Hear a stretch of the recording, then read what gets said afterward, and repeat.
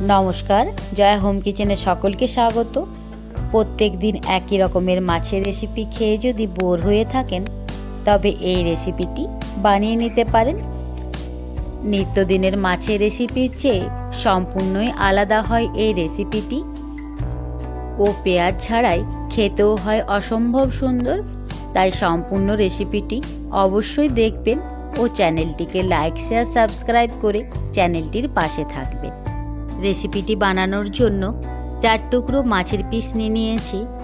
মাছের পিসগুলোর গায়ে পরিমাণ মতো নুন, হলুদ ও লঙ্কার গুঁড়ো মাখিয়ে নেব।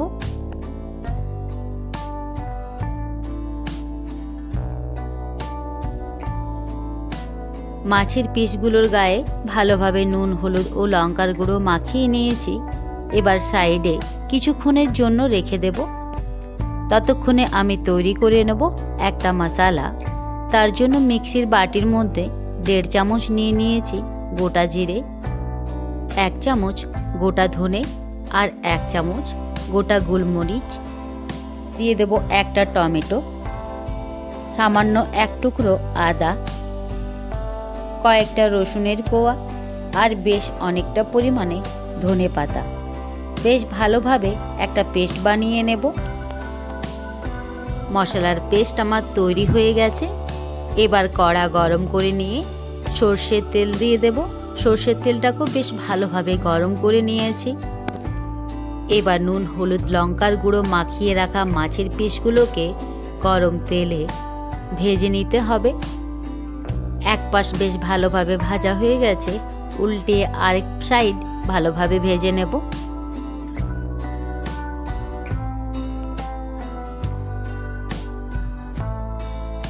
মাছের পিসগুলো 2 সাইডে ভালোভাবে ভেজে নিয়েছি। এবার উঠিয়ে নেব আর ওই তেলের মধ্যে দিয়ে দেব সামান্য একটু চিনি, দিয়ে দেব 1/2 চামচ হলুদের গুঁড়ো, 1 চামচ কাশ্মীরি মির্চ কালার, দেব 1/2 চামচ নুন, নুনটা স্বাদ অনুসার। হালকা করে একটু নাড়াচাড়া করে নিয়ে দিয়ে দেব বেটে রাখা মশলা। এবার সামান্য একটু ভেজে নেব।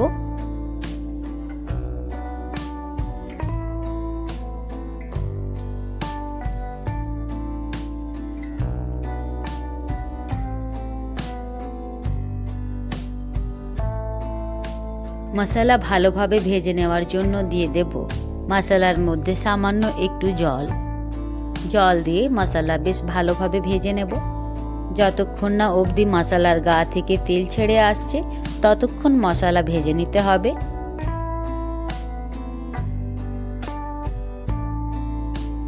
প্রত্যেক দিন একই রকমের মাছের ঝোল বা ঝাল খেতে মন না চাইলে মাছের কারির এই রেসিপিটি বানিয়ে নিতে পারেন। মুখের স্বাদের পরিবর্তনের জন্য এই রেসিপিটি বানিয়ে নেওয়া যেতেই পারে, যা খেতে হয় ভীষণ ভালো। আর বাড়িতে বানিয়ে সকলের কাছে পরিবেশন করলে সকলে বেশ পছন্দ করবে এই রেসিপিটি ভালো লাগলে অবশ্যই চ্যানেলটির পাশে থেকে চ্যানেলটিকে সাপোর্ট করে যাবেন।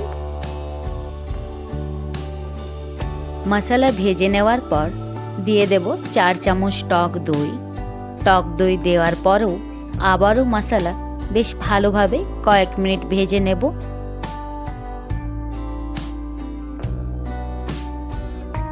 মশলা বেশ সুন্দরভাবে ভাজা হয়ে গেছে।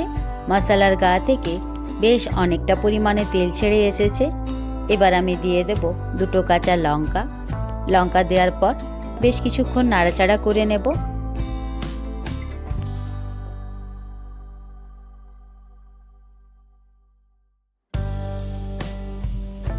এবার মাছের কারি বানানোর জন্য মশলা সম্পূর্ণই রেডি হয়ে গেছে। এখন আমি দিয়ে দেব ভেজে রাখা মাছ।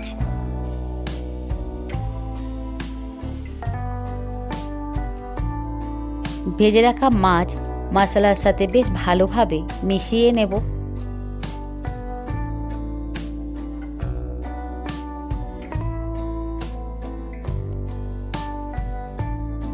এখন আমি দিয়ে দেব ছোট 1 গ্লাসের মতো জল। এবার কয়েক মিনিট ফুটিয়ে নেব। যাতে মাছের ভেতর মশলা সুন্দরভাবে প্রবেশ করে।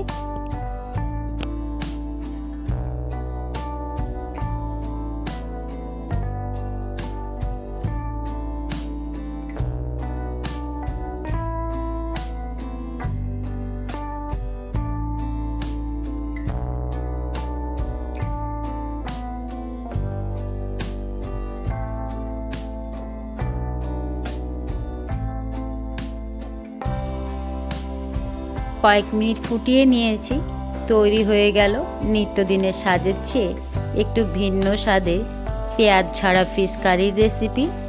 আজকের এই ফিশ কারি রেসিপিটি দেখতে কেমন হয়েছে অবশ্যই আপনারা তা কমেন্টের মাধ্যমে জানাবেন। আর রেসিপিটি যদি আপনাদের ভালো লাগে তবে চ্যানেলটিকে লাইক, শেয়ার, সাবস্ক্রাইব করে চ্যানেলটির পাশে থাকার অনুরোধ রইল। এবার একটা প্লেটে উঠিয়ে গরম গরম ফিশ কারি পরিবেশনের পালা।